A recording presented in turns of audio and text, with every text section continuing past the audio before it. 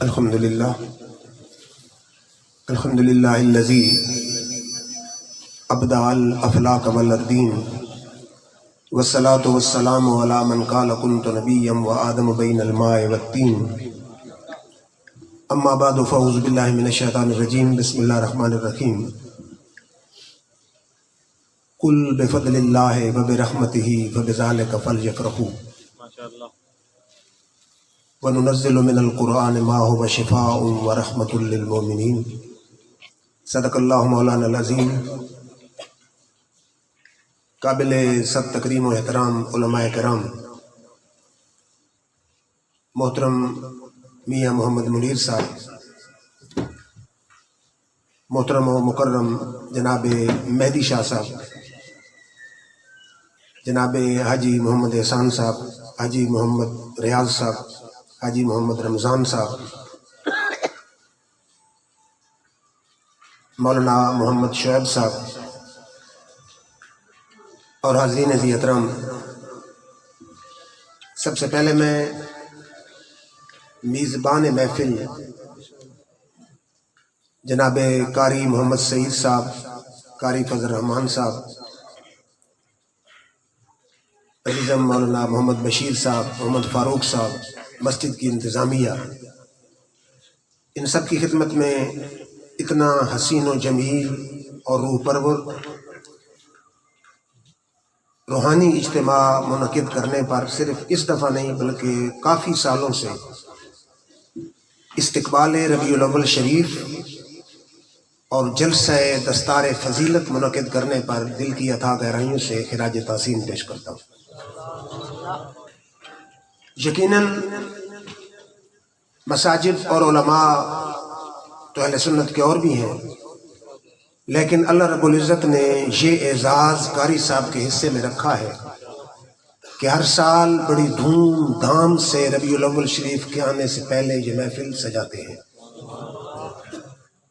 اور ہر سنی کے دل پر یہ دستک دیتے ہیں کہ عاشق مصطفیٰ سستی چھوڑ نیند چھوڑ آقا کا میلاد آنے والا ہے۔ اب ان کا جلسہ کامیاب تب ہے کہ جب ہر سنی عاشق مصطفیٰ کے دل میں یہ تڑپ اٹھے کہ آقا کا میلاد آ رہا ہے، میں نے زندگی کے نہ جانے کتنے دن رشتہ داروں کے نام وقف کیے، زندگی کے کتنے دن بیٹوں کے نام وقف کیے، زندگی کے کتنے دن پیسہ کمانے کے نام وقف کیے، کیا میری مذہبی غیرت اور عشق رسول مجھ سے اتنا بھی تقاضا نہیں کر سکتا کہ سال کے بعد ایک دن اس نبی کے نام کر دیا جائے کہ جس کا کلمہ پڑھ کے میں مسلمان ہوں؟ اور یقین جانیے کہ سال کا ایک دن اس کی تو کوئی ویلیو ہی نہیں، اگر سارا سال ایک محمد عربی کا کلمہ پڑھنے والا رب کا شکر کرتا رہے کہ تو نے مجھے اس نبی آخر الزمان کا امتی بنایا ہے کہ جس کے امتی بننے کی نبی دعائیں کرتے رہے، تو پھر بھی شکر ادا نہیں ہو سکتا۔ اور کتنا یہ بابرکت دن ہے، قرآن سے پوچھئے۔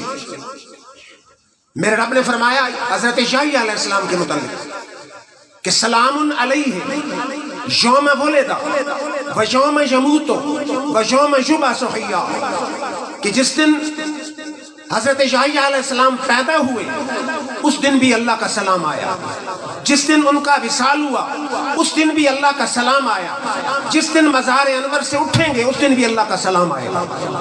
اور پھر عیسیٰ علیہ السلام خود فرماتے ہیں، قرآن میں موجود ہے، سلام علیہ یوم ولدت و یوم اموت و یوم ابعث حیا، کہ جس دن میں پیدا ہوا اللہ کی طرف سے سلام اور رحمت کا نزول ہوا، جس دن میرا وصال ہوگا اس دن بھی سلام اور رحمت کا نزول ہوگا، جس دن میں مزار انور سے اٹھوں گا اس دن بھی رب کی طرف سے سلام آ رہا ہوگا۔ تو مقام غور ہے کہ یحییٰ علیہ السلام اور عیسیٰ علیہ السلام تو معراج کی رات میرے آقا کے مقتدی ہیں، اگر مقتدیوں کے آمد والے دن سلام آ سکتا ہے تو اس نبی کی آمد کے متعلق کیا خیال ہے جو معراج کی رات ان سب انبیاء کا امام بھی ہے، امام الانبیاء بھی ہے اور محبوب خدا بھی ہے۔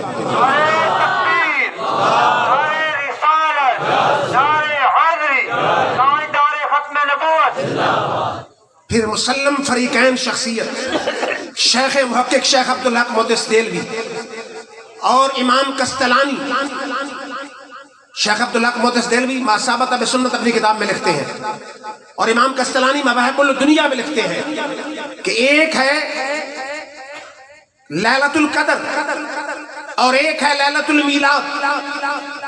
قرآن لیلۃ القدر کے متعلق کہتا ہے کہ لیلۃ القدر خیر من الف شہر، اس ایک رات کی عبادت 1000 مہینے کی عبادت سے افضل ہے۔ یہ دونوں سلف صالحین کی وہ شخصیات کہ جن کی کتابوں کے حوالے صرف علماء اہل سنت نے دیتے، علماء دیوبند بھی دیتے ہیں، دونوں لکھتے ہیں کہ لیلۃ القدر کی نسبت لیلۃ المیلاد کی شان زیادہ ہے، کیونکہ لیلۃ القدر محمد عربی کو عطا کی گئی، اور لیلۃ المیلاد میرے آقا خود تشریف لائے، اور لیلۃ القدر میں فرشتے اترتے ہیں، اور لیلۃ المیلاد میں فرشتوں کا امام آتا ہے، اور لیلۃ القدر صرف امت مصطفیٰ پر احسان ہے، اور لیلۃ المیلاد ساری کائنات پر احسان ہے۔ تو برکتوں والی رات 12 ربیع الاول کی رات آنے والی ہے، پھر برکتوں، عظمتوں اور روحانیت کا دن 12 ربیع الاول شریف آنے والا ہے۔ سارے جتنے سنی جہاں تشریف فرما ہے دل میں تہیہ کر لیں، آج کی محفل کا پیغام ہی یہی ہے کہ صبح ہو، 12 ربیع الاول شریف کی صبح ہو، غسل کر کے، نئے کپڑے پہن کے، ٹوپی کر کے، خوشبو لگا کے، ہاتھ میں تسبیح لے کے بندیال بس اڈا پر پہلے سٹیج پر پہنچ جائیں، اور دل میں یہ سوچیں کہ میں نے زندگی کے کتنے سال، کتنے دن ذاتی مفادات کے لیے، پیسے کے لیے، کاروبار کے لیے، تعلیم کے لیے، ملازمت کے لیے وقف کیے ہیں، آج کا دن میں نے اپنے آقا جناب محمد مصطفیٰ کے لیے وقف کر دیا۔ سارا دن درود شریف پڑھتے ہوئے چلیے، خطابات سنیے، اس روح پرور ساتوں میں اللہ کی طرف سے رحمت، برکت اور سلام کا نزول ہو رہا ہوتا ہے، اور علماء اہل سنت کے خطابات ہوتے ہیں۔ صرف بندیال اڈا پر آپ دیکھ لیں کم از کم 7-8 ہمارے جید علماء کے خطابات ہوتے ہیں۔ خطابات سے مستفیض ہوئیے، ان مبارک اوقات میں ان اللہ کی رحمت اور برکتوں کے نزول سے استفادہ کیجئے۔ آخر میں جو دعائے خیر ہوتی ہے صرف آپ اسی پر غور کر لیں کہ ہزاروں کی تعداد میں مسلمانوں اور عاشقان مصطفیٰ کا اجتماع ہوتا ہے، ہو سکتا ہے کسی ایک کے اٹھے ہوئے ہاتھوں کے صدقے رب سب کی بگڑی بنا دے، اور کم از کم انسان اگر قبر میں جائے، میدان معاشر میں جائے، آقا کی شفاعت کا متمنی بنے، یا قبر میں آقا کی پہچان میں دقت ہو، آقا پوچھے تو میرا کیسا امتی ہے، تو نے میرے دین کے لیے کیا ہے، اگر کوئی مسجد نہ دکھا سکے، مدرسہ بنانا نہ دکھا سکے، اپنے بیٹے کو علم دین پڑھانا نہ دکھا سکے، تو اتنا تو عرض کر سکے آقا آپ کی ولادت کا دن میں نے آپ کے نام وقف کر دیا تھا، سارا دن میں آپ پر درود پڑھتے ہوئے، آپ کے فضائل سنتے ہوئے، آپ کے کمالات سنتے ہوئے میں گزار دیا کرتا تھا۔ اور پھر ہمارے علماء کو چھوڑیے، اس برے صغیر پاک و ہند میں مسلمہ شخصیت ہے، پڑھ لکھے دوست نوٹ فرمائیں، کون؟ حاجی امداد اللہ مہاجر مکی، جو بانی دارالعلوم دیوبند مولوی محمد قاسم صاحب نانوتوی کے پیر و مرشد ہے، مولوی اشرف علی صاحب تھانوی حکیم الامت علماء دیوبند کے پیر ہے، مولوی خلیل احمد بیٹوی کے پیر ہے، مولوی رشید احمد گنگوئی کے پیر ہے، اور علماء اہل سنت میں سے بھی بعض کے پیر ہے۔ ہمارے جو دادا جان تھے ان کے پیر کے پیر ہیں۔ ہمارا جو مدرسہ ہے مظہریہ امدادیہ، یہ امدادیہ کا جو لفظ ہے یہ حاجی امداد اللہ مہاجر مکی کے نام ناموں سے موصوف ہے۔ تو علماء دیوبند کے بھی پیر مرشد، علماء اہل سنت کے بھی پیر مرشد۔ کسی نے کہا حضرت اس محفل میلاد کے جھگڑے کا فیصلہ آپ کر دیں، دونوں مسالک کے پیر ہیں۔ آپ نے کتاب لکھی فیصلہ ہفت مسئلہ، اس کو شائع نہ بریلوی حضرات نے کیا نہ دیوبندی حضرات نے کیا، ویسے کیا ہے لیکن جو میں بات کر رہا ہوں محکمہ اوقاف گورنمنٹ پنجاب نے شائع کیا۔ اس میں انہوں نے لکھا ہے کہ مشرف فقیر کا یہ ہے کہ ذریعہ برکات سمجھ کر ہر سال خود محفل میلاد سجاتا ہوں۔ تم یہ پوچھتے ہو کہ جائز ہے یا ناجائز، میں ذریعہ برکات سمجھ کر خود محفل میلاد سجاتا ہوں، اور قیام میں یعنی جب لوگ صلاۃ و سلام کھڑے ہو کے پڑھتے ہیں لطف لذت پاتا ہوں۔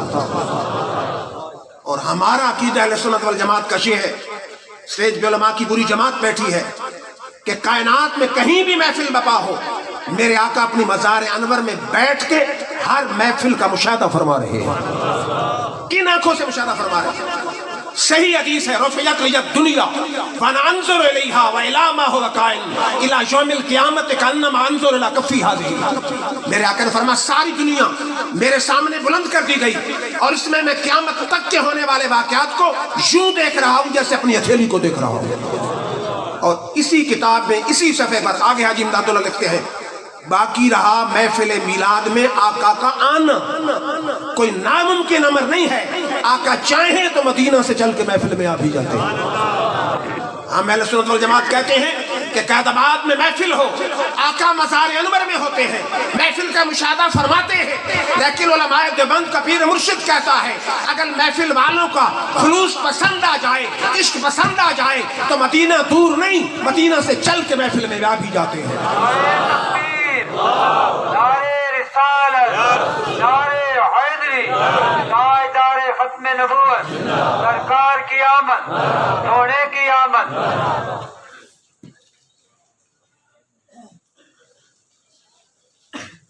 ہمارے بھائی جناب صاحبزادہ محمد احسان الحق صاحب بھی تشریف فرما ہے، حضرت علامہ مفتی محمد امیر مظہری صاحب بھی تشریف لائے ہیں، ہمارے عزیز صاحبزادہ محمد سعد نصر صاحب یہاں بڑی کامیابی سے جمعہ پڑھا رہے ہیں، وہ بھی تشریف فرمائے، میں سب کا مشکور ہوں۔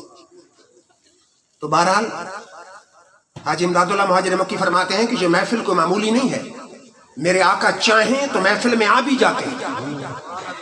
پھر میں محترم مہدی شاہ صاحب کہ جن کو یہ اعزاز حاصل ہے، میں نے کہہ رہا تھا کہ دوسرے مسالک کے جو امراء ہیں ان کا پیسہ صرف مدارس پر خرچ ہوتا ہے، مظفر الدین صاحب، اور ہمارے مسلک کے جو امراء ہوتے ہیں ان کا زیادہ پیسہ محافل نعت میں شعیب صاحب عمرے کے ٹکٹ دینے پر صرف ہوتا ہے، یا پھر بزرگان دین کے گنبد بڑے کئی مطلب فٹ بلند تعمیر کرتے ہوئے ان کا پیسہ خرچ ہو جاتا ہے۔ خوش بخت ہے وہ سنی امیر آدمی کہ جس کا پیسہ مدارس پر خرچ ہوتا ہے۔ سب سے بڑی خدمت دین یہ ہے کہ مدارس سے علماء تیار کیے جائیں، عشق مصطفیٰ کے سپاہی تیار کیے جائیں، اور ناموس مصطفیٰ کے محافظ تیار کیے جائیں۔ تو مہدی شاہ سے ماشاءاللہ اڈا والی مسجد، اس مسجد، اور اب تو یہ فرما رہے ہیں کہ بندیال میں بھی میں کھانا مہیا کرنے کے لیے تیار۔ نعرہ تکبیر، نعرہ رسالت، پیر مہدی شاہ سے۔ دیکھیں نا کتنی بڑی سعادت ہے کہ یہ جو مدارس میں غربا بھی ہیں، مسافر بھی ہیں، پھر ان کو اگر ایک بھی آدمی ان کے پیسے سے پڑھ جاتا ہے، زندگی میں شیخ الحدیث بنتا ہے، 40 سال دین پڑھاتا ہے، کتنا عرصہ پڑھاتا رہے گا، کتنا ثواب اس کو ملتا رہے گا، اتنا ثواب نہیں ملتا رہے گا۔ یہ بہت بڑا ثواب ہے۔ میں سب امراء سے کہوں گا کہ سب سے پہلا تعاون ان کا ہونا چاہیے سنی مدارس کے ساتھ جہاں ضرورت ہے۔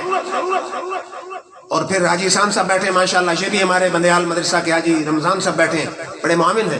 یہ تو ضمناً بات آ گئی، بہرحال میں عرض کر رہا تھا کہ بہت برکتوں والا دن ہے۔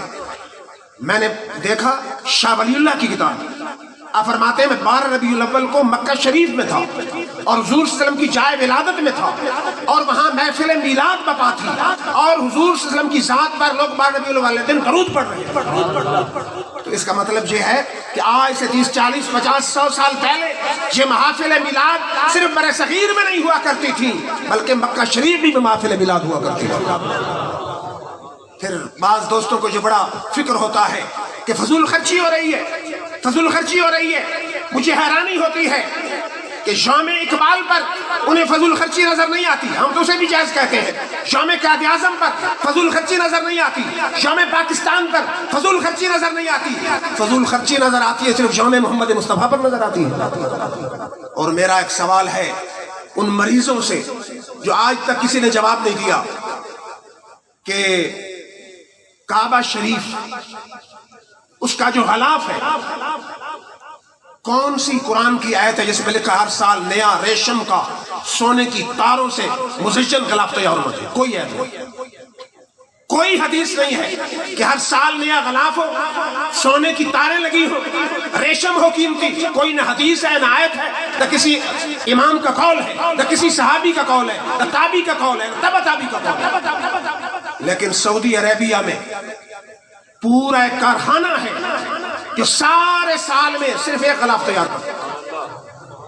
حالانکہ حاجی اور عمرے والے جانتے ہیں کہ جو کعبہ شریف پر غلاف ہے وہ اتنا موٹا ہے، اتنا مضبوط ہے کہ کئی سال چل سکتا ہے، لیکن ہر سال نیا غلاف ہوتا ہے. کبھی سوچا ہے ان مریضوں نے کہ جن کو میلاد کی جھنڈیاں تکلیف دیتی ہیں کہ وہ غلاف کتنی قیمت کا ہے؟ 1000 روپے کا، 5000 روپے کا، لاکھ روپے کا، 2 لاکھ کا، کروڑ کا. یہ آن ریکارڈ ہے. آپ مختلف چینلز سن کے حساب و کتاب لگا لیں، 8.5 ارب خرچہ ہے.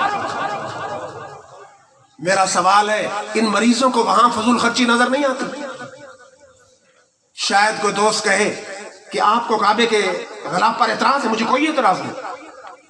میں کہتا ہوں 8.5 ارب نہیں 16 ارب کا غلاف ہونا چاہیے. لیکن کعبے کو قبلہ جو بنانے والی ذات ہے، جب اس کا یوم ولادت آئے تو پھر کھربوں کا غلاف ہونا چاہیے. نافل میلاد پر کھربوں بھی خرچہ کر دیا جائے تو کوئی اعتراض نہیں ہو سکتا. کیونکہ جب میرے آقا اس دنیا میں تشریف لائے، یہ کعبے کا جو غلاف آپ جس کی بات ہو رہی ہے، تو کعبہ سجدے میں گر گیا اور کہتا الحمدللہ الذی طہرنی من انجاس المشرکین. سب تعریفیں اس رب کے لیے ہیں جس نے ایسی ذات کو پیدا کیا ہے جس نے مجھے بتوں کی پلیتوں سے پاک فرما دینا، جس کی آمد پہ کعبہ سجدہ شکر ادا کر رہا ہے. اس نبی کے میلاد پر تو جتنا بھی کو خرچ کرے اسے اعتراض نہیں ہونا چاہیے. اور کیا سمجھتے ہیں کہ جو آقا کی ولادت پہ خرچ کرتے ہیں وہ اور خرچہ نہیں کرتے؟ مساجد میں بھی کرتے ہیں، مدارس میں بھی کرتے ہیں، قربا میں بھی کرتے ہیں، لیکن عشق مصطفیٰ میں آ کے آقا کی آمد کا بھی جشن مناتے ہیں. بندیال میں پچھلے سال بلکہ میری ایک کل خانی میں تقریر تھی. میں نے کہا کہ میں دیوبندی اور اہل حدیث عوام سے بھی کہتا ہوں کہ آپ بھی جلوس میں آئیں. میں نے کہا آپ کے ذہنوں میں خیال آئے کہ ہم کیسے آئیں؟ آپ آئیں، عوام سے میری یہ اپیل ہے، اور دیوبندی عوام سے. مولانا صاحبان کہیں کیوں جا رہے ہو تو ایک جواب تو یہ دیں کہ ڈیرہ اسماعیل خان میں مفتی محمود صاحب ساری زندگی جلوس کی قیادت کرتے رہے. اہل سنت کو تو اس کا پرمٹ بھی نہیں دیا جاتا تھا. پھر آج بھی وہاں دیوبندی علماء الگ جلوس نکالتے ہیں، سنی الگ نکالتے ہیں. اگر ڈیرہ میں جلوس میں شامل ہونا دیوبندیوں کے لیے جائز ہے تو کہتے بات بھی جائز. پھر میاں والی میں ساری زندگی مولوی محمد رمضان صاحب فاضل دیوبند اب تو فوت ہو چکے ہیں، سنی علماء صاحبزادہ عبد المالک صاحب کے ساتھ ایک ہی گاڑی میں اور ایک ہی سٹیج پر بیٹھ کے وہ تقریر فرمایا کرتے تھے اور جلوس میں آتے تھے. پھر آج بھی ربا میں پتہ کر لیں کہ جلوس کی قیادت علماء اہل سنت نہیں کر رہے، علماء دیوبند کر رہے.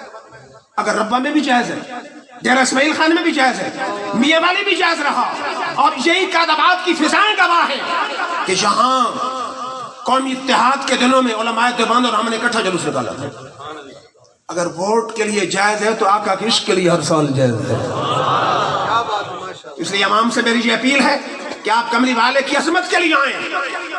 اگر خاکوں کے خلاف ریلی بدعت نہیں ہے، ختم نبوت کا قرارداد جس دن منظور ہوئی اس دن ریلی بدعت نہیں ہے، تو اب تو ماشاءاللہ چینلز ہیں، نیٹ ہے. آپ نے گستاخان مصطفیٰ یہودیوں کو، عیسائیوں کو، کملی والے کے خلاف زبان درازی کرنے والے غیر مسلموں کو ثابت کرنا ہے کہ آج قائدآباد میں آقا کے غلام اس جوش سے، اس جذبے سے، اس تنتنے سے، اس ولولے سے جلوس نکال رہے ہیں کہ کل آقا کی ناموس پر اگر تن من دھن قربان کرنے کی باری آئی تو خون کا آخری قطرہ بھی بہا دے گا.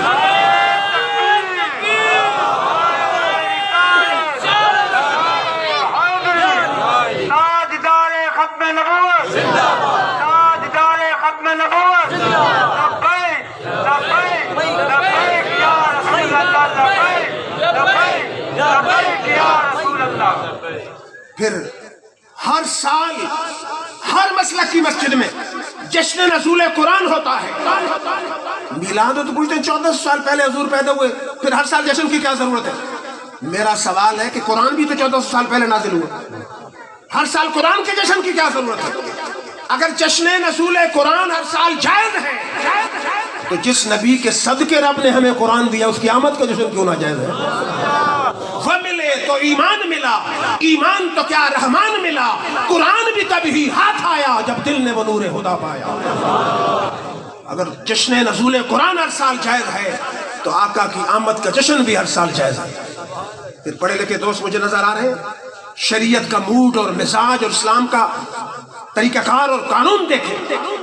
میرے آقا آئے مدینہ میں، یہ بخاری کی حدیث ہے، آپ نے دیکھا کہ یہودی 10ویں محرم کا روزہ رکھ رہے ہیں.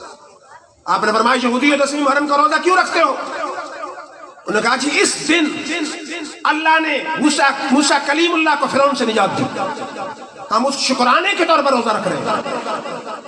اب اگر سینکڑوں سال پہلے اللہ کا انعام ہو، اس کا شکر سینکڑوں سال بعد تک ادا کرنا شریعت مصطفیٰ میں ناجائز بدعت اور شرک ہوتا. میرے آقا تو آئے ہی شرک مٹانے تھے، کہنا چاہیے تو بڑے پاگل ہو. موسیٰ علیہ السلام کو نجات ملی سینکڑوں سال پہلے، موسیٰ علیہ السلام بھی وصال فرما گئے، اب کیا شکریہ؟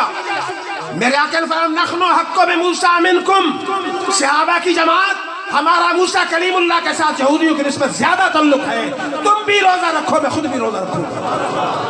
تو میرے آقا بتا گئے کہ جس دن اللہ انعام کرے چاہے صدیاں گزر جائیں اس کا شکریہ ادا کرتے رہنا سنت مصطفیٰ ہے اور سنت صحابہ ہے. تو میرے آقا نے یہودیوں کہ جو وہ روزہ رکھ رہے تھے موسیٰ علیہ السلام کی نجات والے دن، اس دن روزہ رکھ کے یہ ثابت کر دیا کہ سینکڑوں سال پہلے اللہ کو انعام کرے تو اس کا شکر بعد میں بھی ادا کرنا کوئی ناجائز اور بدعت نہیں، سنت محمد مصطفیٰ. تو میرے آقا اگرچہ 1400 سال پہلے تشریف لائے لیکن امت جتنے بھی خوشی کرے اتنی خوشی کم ہے. پھر یہ سوال ہوتا ہے کیا حضور نے خود خوشی منائی؟ یہ بخاری کی حدیث ہے، میرے آقا ہر سوموار روزہ رکھتے تھے، ہر سوموار. پوچھا کہ جی کیوں روزہ رکھتے ہیں؟ فرمایا ذالک الیوم ولدت فیہ، یہ وہ دن ہے جس دن میں پیدا ہوا. میرے آقا اپنی ولادت پہ خوشی اور شکرانہ ہر سوموار منایا کرتے تھے. ہم سال کے بعد ایک دن منا لیں تو کون سا کمال کرتے تھے؟ پھر ذہنوں میں یہ سوال آتا ہے کہ خوشی منائیں گے تو ملے گا کیا؟ یہ بھی بخاری کی حدیث ہے. ابو لہب ایسا کافر ہے جس کی مذمت میں قرآن کی پوری سورت ہے، مر گیا. حضرت عباس نے خواب میں دیکھا، پوچھا کیا حال ہے؟ کہتا بہت برا حال ہے، لیکن جب سوموار کی رات آتی ہے اس انگلی سے جس سے میں نے شبیبہ کو آزاد کیا تھا پانی ملتا ہے، چوستا ہوں عذاب میں کمی ہو جاتی ہے. شیخ محقق شیخ عبداللہ محدث دہلوی لکھتے ہیں، امام ابن جوزی لکھتے ہیں، علامہ سیوطی لکھتے ہیں، امام اسقلانی لکھتے ہیں، سارے محدثین اور شراح حدیث لکھ رہے ہیں کہ جب میرے آقا کی آمد کی خوشخبری ابو لہب کی لونڈی سبیبہ نے دی، ابو لہب نے انگلی کے اشارے سے کہا جا تو آزاد ہے. تو ابو لہب تھا کافر. اب میرے رب کا قانون یہ ہے کہ کافر پہ عذاب ختم نہیں ہوگا، لیکن میرے رب کی مشیت کو یہ گوارا نہ ہوا کہ ہے تو کافر لیکن میرے محبوب کی آمد کی خوشی منا رہا ہے، ہم اس کو بالکل تو محروم نہ رکھیں. تو اس سوموار والے دن انگلی سے پانی ملتا ہے، چوستا ہے، عذاب میں کمی ہوتی ہے. سارے شراح حدیث کہتے ہیں مسلمان غور کر، اگر کافر نبی کی آمد کی خوشی منائے رب اس کو محروم نہیں کرتا، اگر عاشق خوشی منائے تو وقتوں کا حال کیا ہوگا. اس لیے ہر گھر میں محفل سجنی چاہیے. ضروری نہیں ہے کہ باہر سے بڑا خطیب آئے، نعت خوان آئے، گھر کی صفائی کر کے دریاں بچھا کر درود شریف پڑھ دیں، کچھ دیر نعت پڑھ دی جائے، قرآن کی تلاوت ہو جائے، گھر کا کوئی بڑا فرد حضور کا ایک معجزہ بیان کر دے، صلاۃ و سلام ہو جائیں، یہی محفل میلاد. اور دل کی محفل، دل میں محفل میلاد تو سارا مہینہ سجی رہنی چاہیے.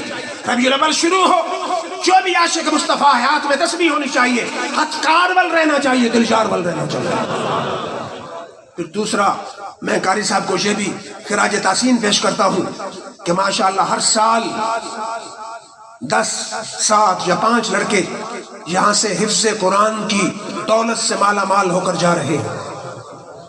بہت بڑا یہ سعادت ہے ان والدین کے لیے کہ جن کے بیٹوں نے یہاں سے حفظ قرآن مکمل کیا ہے. لوگ اپنے بیٹوں کی شادیوں پر خطنوں پر لاکھوں کروڑوں خرچ کر دیتے ہیں. کس لیے؟ کہتے ہیں شریکوں میں ذرا، پنجابی میں کہتے ہیں نا شریکاں ذرا نک رہے ہوں. میں کہتا ہوں کہ جو اپنے بیٹے کو حافظ بناتا ہے اس کی ناک تو اتنی بلند ہوگی کوئی دیکھ ہی نہیں سکے گا. حضور نے فرمایا کہ صحیح حدیث ہے سیاستہ میں کہ حافظ کے والدین کو ایسا تاج بنایا جائے گا جس کی روشنی سورج سے بھی زیادہ ہوگی. یہاں تو 4 شریک ہیں، میدان معاشر میں اولین سے آخرین تک سارے نبیوں کے امتی موجود ہوں گے. وہاں میرے آقا کے غلام حافظ کا والد اس شام سے آ رہا ہوگا کہ سر پہ تاج ایسا جگمگا رہا ہوگا جس کی روشنی سورج کو بھی مانند کر رہی ہوگی. تو کتنا بڑا اعزاز اور کتنی بڑی شرافت اور کتنی بڑی عزت ہوگی کہ اولین آخرین دیکھ رہے ہوں گے کہ وہ کملی والے کے حافظ کے غلام حافظ کا والد آ رہا ہے، اس کے سر پہ تاج سورج کی طرح جگمگا رہا ہے. پھر میں سوچ رہا تھا مظفر الدین صاحب کہ رب کی کلام قرآن کے ساتھ جس نے نسبت بنائی ہے رب نے کسی کو معلوم نہیں کیا. کیسے؟ اب مہدی شاہ صاحب سوچتے ہوں گے، حاجی احسان صاحب سوچتے ہوں گے، حاجی ریاض صاحب رمضان صاحب سوچتے ہوں گے کہ ہم نے مدارس کو سپورٹ کیا، ہمیں کیا ملا؟ آئیے میرے آقا کی حدیث ہے. میرے آقا نے فرمایا تھا مات ابن آدم ان کا تعملہ، جب آدم کا بیٹا مر جاتا ہے عمل بند ہو جاتے ہیں. نماز روزہ حج زکات کی فرضیت ختم، عمل بند. الا من ثلاثت اشیاء، 3 عمل ایسے ہیں جو مرنے کے بعد بھی جاری رہتے ہیں. کون سے 3 عمل؟ فرمایا من صدقۃ جاریۃ، زندگی میں اس بدبخت نے ہوٹل نہیں بنایا، پلازا نہیں بنایا، سینما نہیں بنایا، بلکہ اس نے مسجد بنا دی یا مدرسہ بنا دیا. یہ اللہ کی دین اور اللہ کی عطا ہوتی ہے. میں حیران ہوتا ہوں کہ اللہ تعالیٰ بندوں کے دل میں کیسے ڈال دیتا ہے. کسی کے دل میں ڈالتا سینما بنا دے، کسی کے دل میں ڈالتا پلازا بنا دے، اور کسی کے دل میں ڈالتا ہے کہ رب کا گھر مسجد بنا دے. کل رات کو میں گھر میں بیٹھا ہوتا، مدری صاحب نے فون کیا کہ ہم آپ سے ملنا چاہتے ہیں. میں نے کہا کون ہے؟ کون؟ نے کہا جی مہدی شاہ صاحب اور میں. تھوڑی دیر کے بعد پہنچے، آپ سے کام. میں نے کہا کیا کام ہے؟ انہوں نے مہدی شاہ صاحب نے کہا کہ آپ ملک صاحبان سے اجازت لے دیں، اڈا والی بستی ساری کی ساری میں تعمیر کرنے کے لیے تیار ہوں. میں نے کہا جی یہ تو کئی کروڑ خرچ ہے، ہم تو گرانے کا سوچتے تھے پھر رک جاتے تھے کہ کون پورا کرے گا. انہوں نے کہا کہ ہم چندہ نہیں کریں گے، کوئی دے تو ٹھیک ورنہ ہم خود تعمیر کرنے کے لیے تیار ہیں.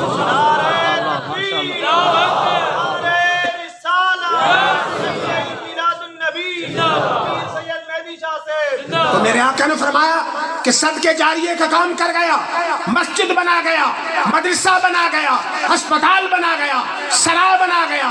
جب تک مسجد میں لوگ نماز پڑھتے رہیں گے، مدرسہ میں لوگ بچے قرآن و حدیث پڑھتے رہیں گے، مرنے والے کو مرے ہوئے 1000 سال کیوں نہ گزر جائے، قبر میں رحمت بھی آتی رہے گی، نور بھی آتا رہے گا. تھوڑا فائدہ ہے.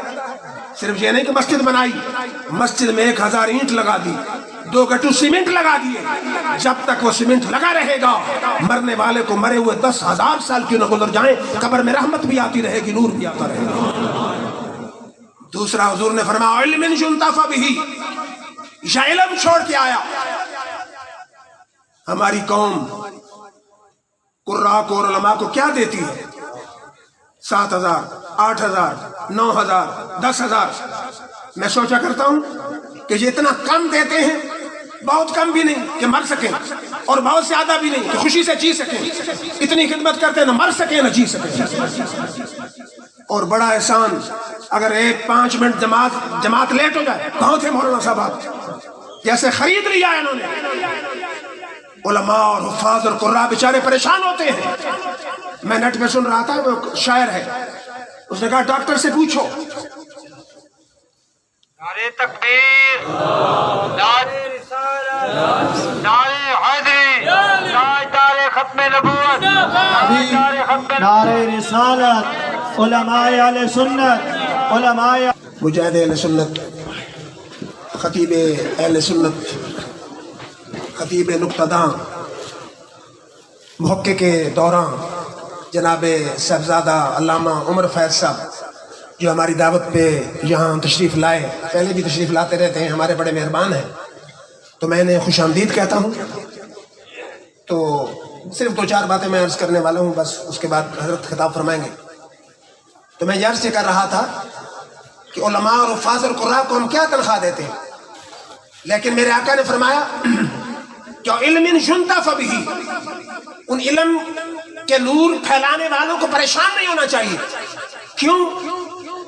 فرمایا جب تک ان کا پڑھا ہوا علم آگے چلتا رہے گا اس کے شاگرد پڑھاتے رہیں گے، شاگردوں کے شاگرد پڑھاتے رہیں گے، تیسری نسل پڑھاتی رہے گی، چوتھی نسل پڑھاتی رہے گی. اس کو پڑھانے والا چاہے پہلا فوت بھی ہو جائے، سب کی قبروں میں رحمت اور نور کا نزول ہوتا رہے گا.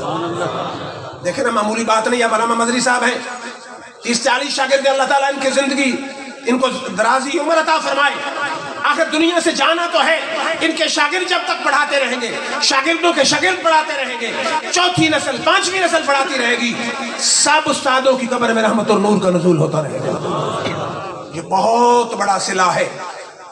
اور پھر حافظ، اس کو جنت کی پہلی سیڑھی پہ کھڑا کر کے کہا جائے گا اقرا ورتقِ ورتل کما کنت ترتل، تجوید و قرات کے ساتھ قرآن پڑھتا جا اور جنت کی سیڑھیوں میں چڑھتا جا، تیرا مرتبہ وہاں آئے گا جہاں والناس کسی نہ آئے گی. اور باقی رہ گئے رشتہ دار جو آج ہار پہنانے آئے ہیں، معروم آپ کو رب بھی نہیں، آپ کو بھی رب معروم نہیں کرے گا. میرے آقا نے فرمایا حافظ سے کہا جائے گا تیرے خاندان کے 10 آدمی ایسے کہ جن پہ جہنم واجب ہو چکی ہے، وہ دوزخیوں کی صف میں کھڑے ہیں، جا اور ان کی انگلی سے پکڑ کے جنت میں لے کے جانا. نہ والد محروم، نہ حافظ خود محروم، نہ استاد محروم، نہ مدرسے کی مدد کرنے والا محروم، نہ رشتہ دار محروم. اس سے بڑھ کے ہمیں قرآن پڑھانے کا صلہ اور چاہیے کیا؟ تو لیکن یہ سب حفاظ کے والدین نوٹ کر لیں میری بات، اور حفاظ اور قراء بھی معذرت کے ساتھ نوٹ کریں. ہمارے حفاظ اور قراء یہ سمجھتے ہیں کہ ہم نے حفظ کرا دیا، بس بڑی بات، پہاڑ گرا دیا. میں ممبر رسول پہ کھڑے ہو کے کہہ رہا ہوں، صرف حفظ کا کوئی فائدہ نہیں، الٹا نقصان ہے، بلکہ جواب دہ ہے بندہ. ہمارے عوام الناس بڑے فخر سے کہتے ہیں میں نے بیٹے کو حافظ بنا دیا ہے اور سکول میں داخل کرا دیا، ملازم کرا دیا کسی شعبے میں. چند سالوں کے بعد قرآن بھول جاتا ہے، وہ بھی مجرم، والد بھی مجرم اور لڑکا بھی مجرم. اگر آپ حفظ نہ کریں، چند صورتیں شاد کر لیں اور ناظر قرآن پڑھ لیں تو آپ سے کوئی سوال نہیں ہوگا. لیکن قرآن شاد کر کے اگر بھولیں گے تو آپ سے سوال ہی پہلا یہی ہوگا کہ قرآن پڑھ کے کیوں بھولا.